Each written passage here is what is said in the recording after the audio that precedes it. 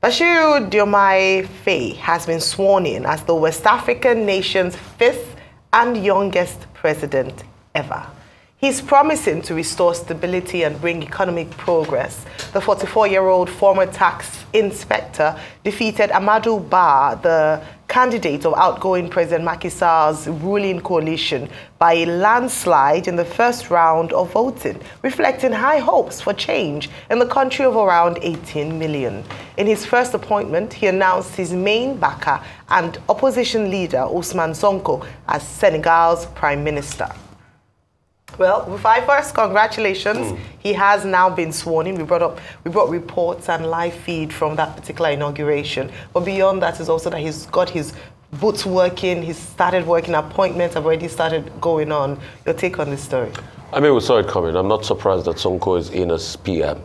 Both of them have to work together. It's a two-ticket presidency, I mean, a two-man presidency, if I can say that word. One of the analysts that was speaking yesterday was trying to posit sort of a scenario of what happened, you know, after independence for Senegal about Léopold Sédar and Ja, you know, having that close partnership and working together.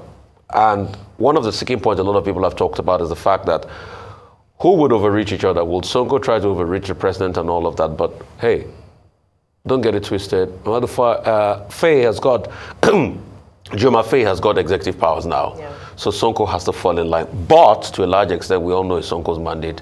How they are able to even things out definitely, you know, will make it better for them. This is going to be the fifth president of Senegal from the time of Léopold Sédar Senghor to Diouf, to Abdoulaye Wade, to Macky Sall, and now him.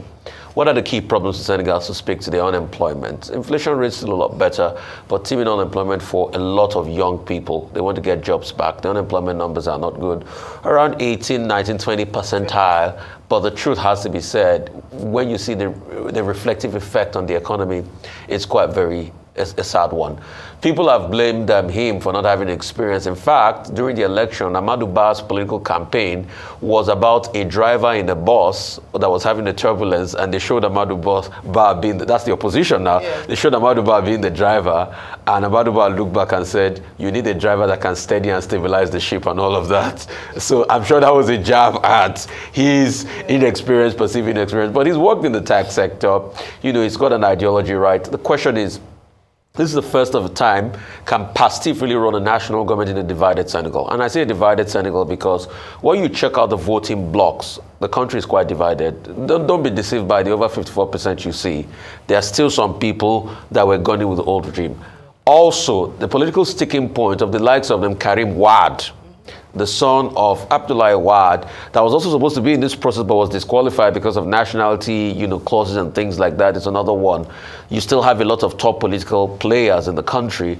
How you can harmonize all of those people and work for development. There are many prospects, you know, for Senegal. It's an economy that's gradually opening, about 20 billion or a little over 20 billion in GDP, has a lot of prospect, but also has a lot of challenges.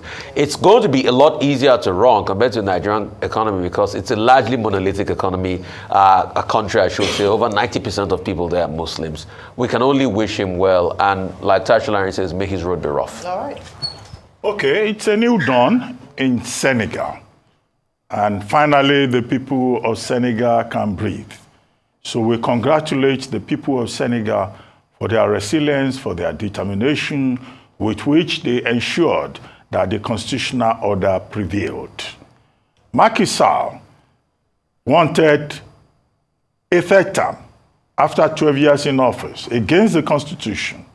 He also tried to push the envelope beyond what the Constitutional Court had mandated in November 2023 by moving the election moment from February to much later in 2024. The Constitutional Court intervened. The people of Senegal intervened. In 2023, a coalition of about 100 civil society groups, including the media and political parties, said no, not in Senegal will anybody extend tenure and have a third term. Macky Sall quickly backtracked. He tried another trick through the back door, compromising the parliament, and again the Constitutional Court moved in. So what has been shown in Senegal is that Senegal, the most stable democratic, establishment in Africa, the only country that has really not had any coup or any military intervention since independence in 1960, proved again that, stability has been resolved. So it's a big triumph for the people of Senegal. It's a big triumph also for the opposition party. What we have seen here is how effective, opposition politics can be in Africa. And at a personal level, big triumph for Ousmane Sonko, who was accused of behaving immorally towards a massage therapist and ended up in prison.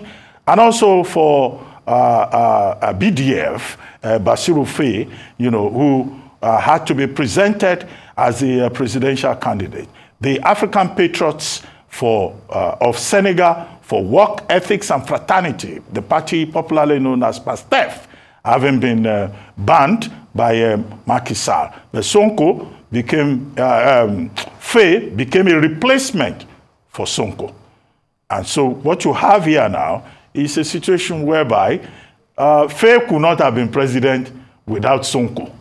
It was, in fact, Sonko's staff. Both of them are tax inspectors. Faye was working under Sonko, but Sonko was the main man, soft-spoken but with a very caustic tongue, which landed him in prison. Faye wrote something on social media criticizing the government of the day. He too ended up in detention. But what you have seen here is about the story of human lives. 11 months in detention for Sonko, but fate, luck, destiny now propped him up as a man who could be the product of the opposition. And yesterday, he was wanted. Yesterday, Macky Sall, after handing over power, quickly jumped into an aircraft and went in the direction of Saudi Arabia. So this is the situation in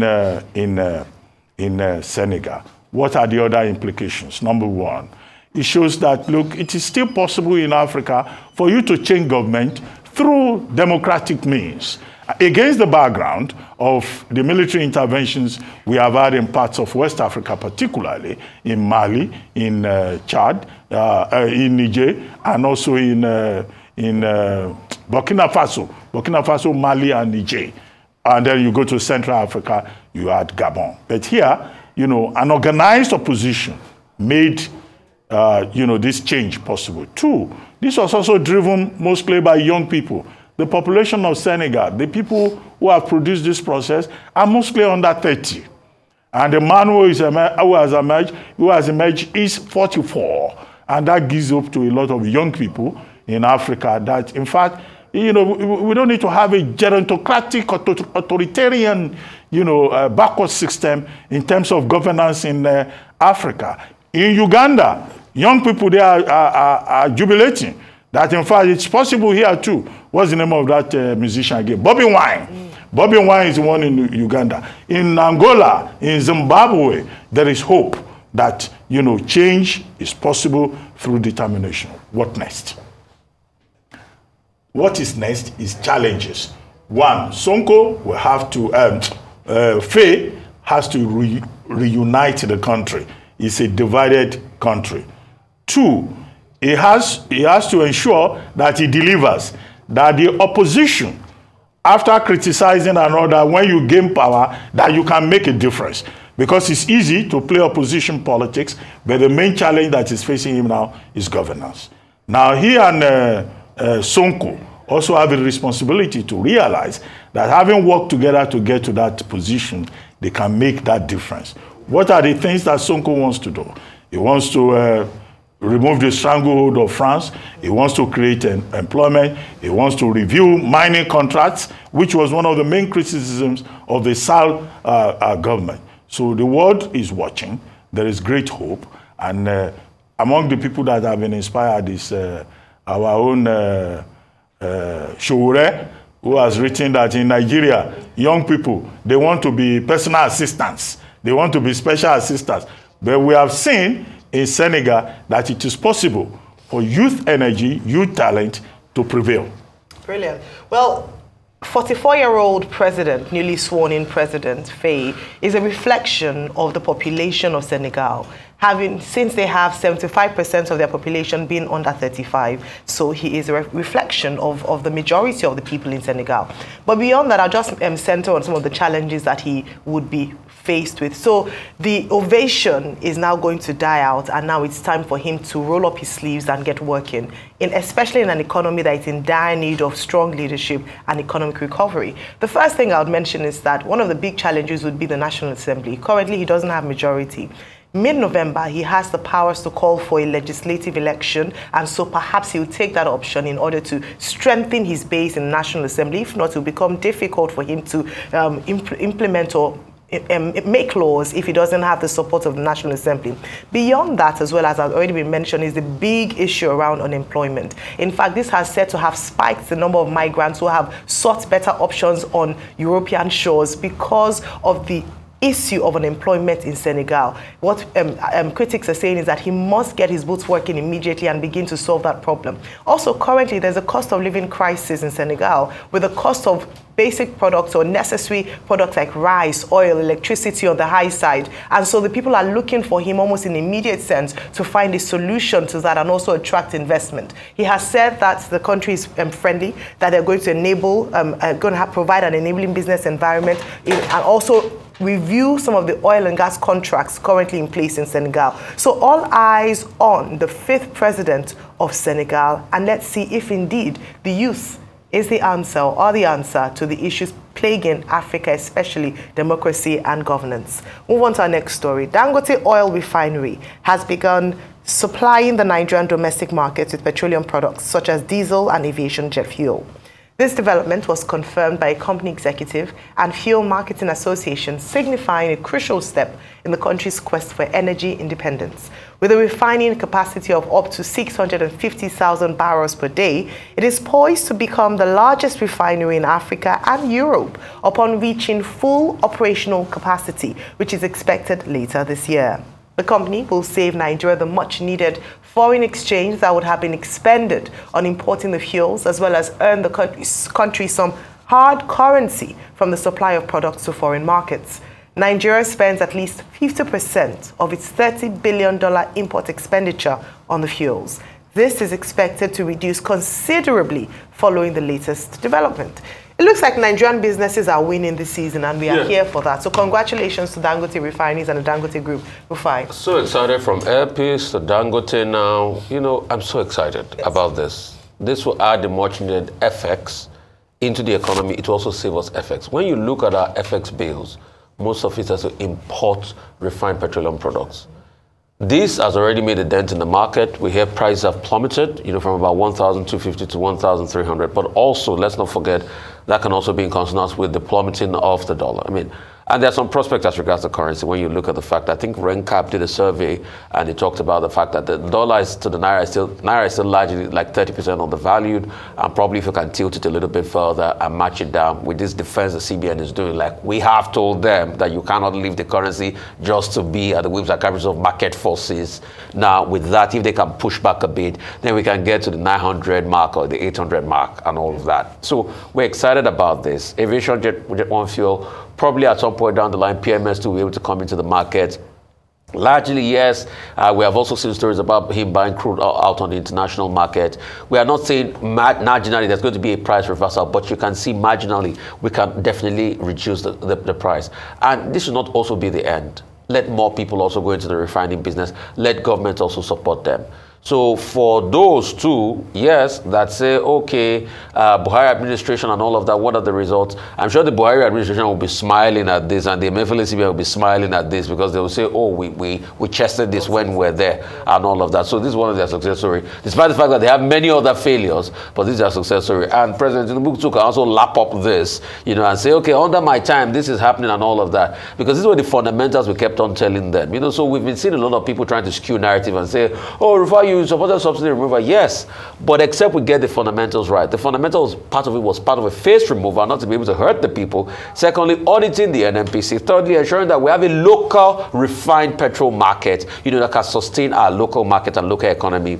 And fourthly, most importantly, removing every bottlenecks possible from ensuring these people getting crude. Looking at this, the crude benchmark set for them, the allowances they're supposed to give in consonant to what NNPC used to give when we had about 450,000 barrels per day, the one they're doing at crude swap now, getting that ecosystem right before you now saying, okay, you want to be able to, start to phase out subsidy. Those were the arguments. So, people like to skew arguments, but the truth, this is a welcome development. We're happy about this. Welcome development, Dr. Abati. Okay, the Dangote refinery now coming on stream, long expected, long anticipated. And now it's great news to hear that already that refinery, at least, the production part of it has cranked into action. It's a 650,000, barrels per day production facility built with about $20 billion, massive, huge investment. The biggest refinery, on this part of the planet, with the capacity to produce, a whole range from, gas to petrochemicals to diesel to aviation fuel and to all the derivatives. So it's a big turning point for Nigeria, and a big turning point in particular with regard to the fact that it will reduce Nigeria's import dependence on fuel importation. Fuel importation from overseas costs Nigeria about 30 billion naira, dollars, we're told, per annum. That's a lot. And that is a major drain on Forex, for the country. So we're going to save Forex. I mean, that's very obvious. But what is important here is that at a time when, as a result of crisis in the Middle East, the spot price of fuel is now $89. Brent crude has risen to $89 following the attack on the Iranian facility, embassy in Damascus. It went up. Nobody knows what will happen tomorrow again in the Middle East, and the price will go. So if you keep importing, you'll be wasting Forex. You'll be, depleting proper revenue that could be used in other directions. So having a big facility that is like the Dangote refinery would help. There's no doubt about that in terms of its economic implications. Now, the Dangote group, behind the refinery, they've told us that they have supply. And, it took them time to build up that crude supply for the operations of that refinery. They took their time to build up the supply before they could go into full operation. Now, what is important is for that crude supply to be sustained. It has to be sustainable.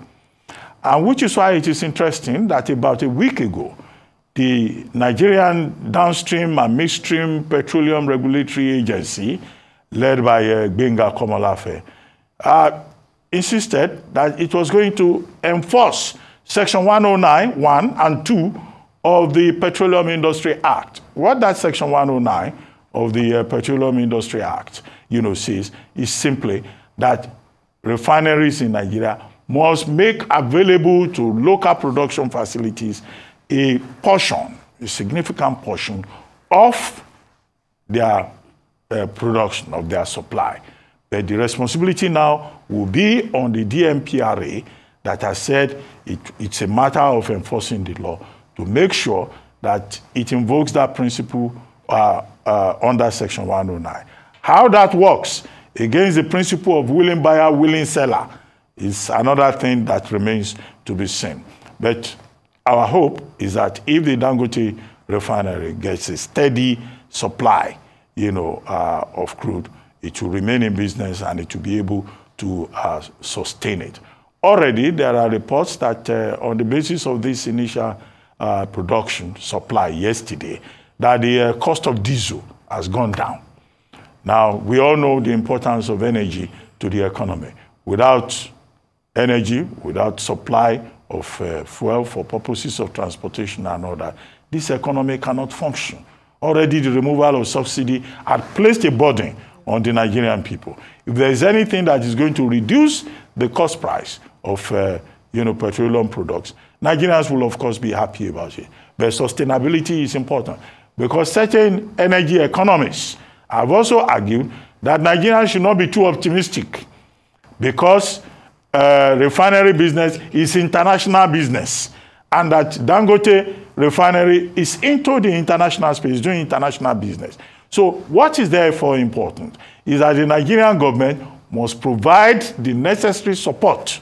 Yep. And that is where Benga Common Affairs Agency, comes in to make sure that it walks the talk across all the departments. It's been a big day, like I said earlier on, big week actually for Nigerian-owned businesses, especially in terms of positioning herself on the international scene.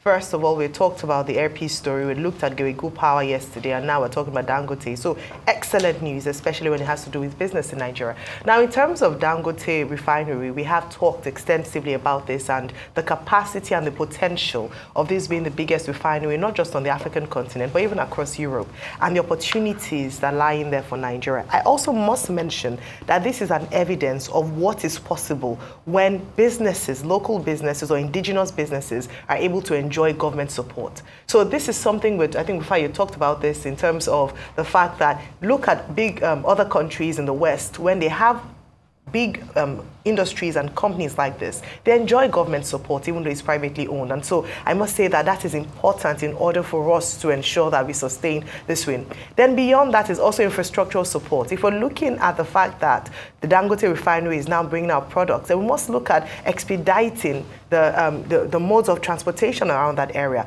infrastructure around that area, and what the government had promised. It's important to mention that. And like has already been said, we're looking forward to seeing the impact, immediate and long term, of having a local refinery on board, especially one as big as the Dangote refinery on the Nigerian market. Once again, congratulations. We're looking forward to more success stories of indigenous businesses and a more enabling environment for businesses to thrive in Nigeria. Move on to other stories making the rounds this morning. The federal government is planning to almost triple energy prices within weeks in a bid to attract new investment and slash about $2.3 billion spent to cap tariffs. Forbes magazine yesterday released the 38th edition of its World Billionaires list for 2024, with Aliko Dangote, Mike Adenuga, Abdul Samad Rabiu, and Femi Otedola emerging the only Nigerians on the list hosted by the platform. On the foreign scene, President Joe Biden spoke on the phone with Chinese President Xi Jinping on Tuesday, marking the first conversation between the leaders since their historic in-person summit in November and the latest in ongoing efforts by US and Chinese officials to diffuse tensions between the two superpowers. Also, a 7.4 magnitude earthquake rocked Taiwan on Wednesday, the strongest tremor to hit the island in at least 25 years, killing 4 people with more than 50 injured.